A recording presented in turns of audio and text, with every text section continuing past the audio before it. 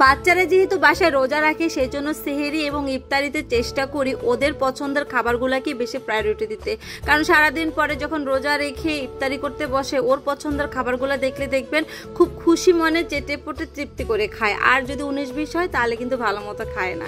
যাই হোক, আসসালামু আলাইকুম, সবাই কেমন আছেন? রমাদান মোবারক।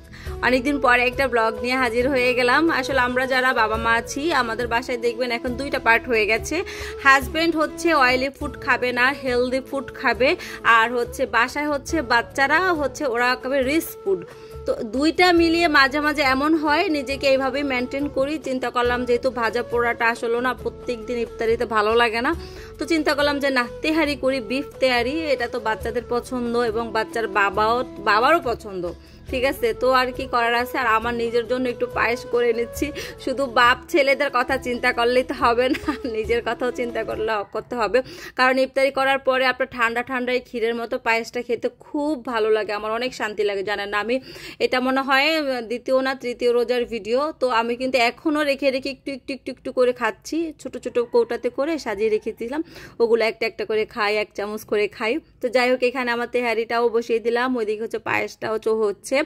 আর মাংস কম ছিল, ওই যে প্রত্যেক দিনের জন্য অল্প অল্প প্যাকেট করেছি, 3 পার মতো গরুর মাংস ছিল, সেটাকে দিয়ে ইনস্ট্যান্ট করছি। কোনো প্ল্যান ছিল না, পরে বাসায় কোনো মশলাও ছিল না, বাইরে থেকে প্যাকেট মশলা নিয়ে আসছি, একদম প্যাকেট মশলাই করেছি। তো আমার কাছে মোটামুটি লেগেছে, তবে বাচ্চার আপনাদের ভাইয়া বলছে না খুব মজা হয়েছে। তো যাই হোক, এই যে দেখেন বললাম না ক্ষীরের মতো পায়েস, একদম বেশি করে দেশি দুধ ছিল, ঘন দুধ, জাল দেওয়া, তারপরে হচ্ছে গুঁড়া দুধ তো ছিলই, আর শেষে দিয়ে দিলাম হচ্ছে কেওড়ার জল। এটা দিলে একটু সুন্দর ফ্লেভার আসে, ভালোই লাগে খাইতে। তো যাই হোক, এটাকে একদম সুন্দর করে যেটা ইফতারিতে খাবো সেটার জন্য একটা ছোট বাটিতে নিচ্ছি, আর হচ্ছে বাকিগুলা যেগুলো রেখে রেখে খাবো ওগুলাতে ছোট ছোট ছোট ছোট কাপে করে নিচ্ছি। আসলে এরকমই করতে হয় প্রত্যেক দিন। আর এবার কি হয়েছে আমি জানি না, প্রত্যেকবার যতটুকু ভাজা পোড়া বলতে আলুর চপ বেগুনে আমি কখনোই খাই না, তবে অন্যান্য জিনিস খেতে পারি। এবার কেন যেন আমার খেতে ইচ্ছে করে না, মানে একদম খাওয়ার কোনো রুচি হয় না।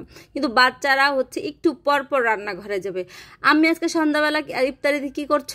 আজকে সেহেরিতে কি হচ্ছে, ইফতারির আইটেম বেশি করে করবা, তবে পরিমাণে কম করবা, চিন্তা করেন আল্লাহ।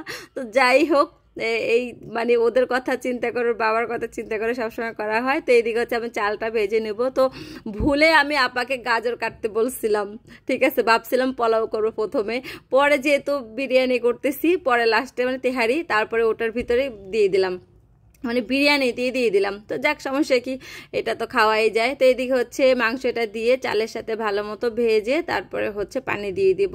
একদম সিম্পলের ভিতর খারাপ হয় না। আসলে কি, আমরা যারা প্রত্যেকদিন রান্নাবান্না করি দেখবেন তাদের হচ্ছে কি মানে মশলাপাতি কম হলেও ম্যানেজ করে কিভাবে যেন রান্নাগুলো হয়ে যায়।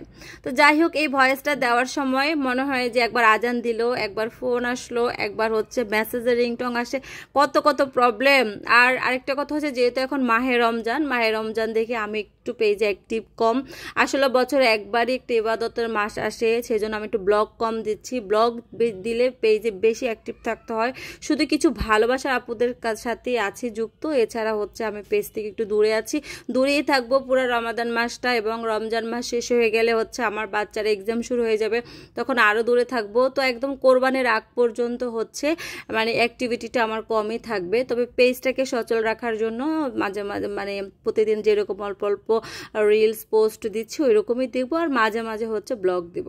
তো যাই হোক, এদিকে হচ্ছে বাটারে আমি সাসলিকটা ভেজে নিলাম, আর শেষে একটু দিয়ে দেবো সস। আপনারা বাটারের দিয়ে যখন ভাজবেন লাস্টে এরকম অল্প, আমি দেখেন বেশি সস কিন্তু দিচ্ছি না, দিয়ে তারপর একটু এপাশ ওপাশ করে এরপরে যে রসটা বের হয় এবার এটার উপরে দিয়ে দিবেন।